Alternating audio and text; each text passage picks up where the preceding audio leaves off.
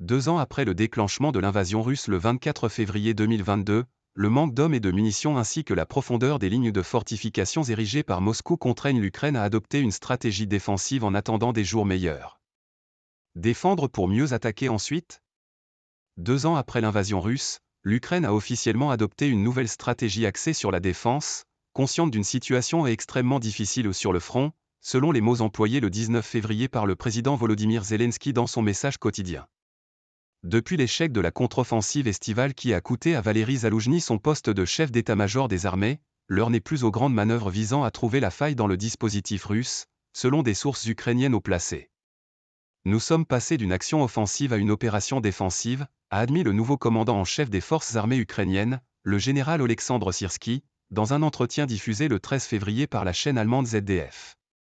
Difficile d'imaginer une autre option pour l'armée ukrainienne qui depuis des mois se heurte à une imposante ligne défensive russe constituée de tranchées, de cônes en béton et de champs de mines sur 15 à 20 km, interdisant le passage aux véhicules blindés. Après avoir repris une partie du terrain qui avait été gagné par les Russes, l'été 2023 a opéré un tournant dans le conflit. Les lignes défensives russes en profondeur ont littéralement épuisé la contre-offensive ukrainienne. Les Russes ont toujours des lacunes et des problèmes de commandement mais ils apprennent vite et il ne faut en aucun cas sous-estimer leur capacité à s'adapter, affirme Guillaume Lasconjaria, historien militaire et enseignant à la Sorbonne. L'utilisation massive des drones sur le théâtre de guerre ukrainien pénalise également lourdement les attaquants. Avec ces lieux opposés sur toute la ligne de front, le champ de bataille est devenu transparent en rendant caduque l'effet de surprise cher aux militaires.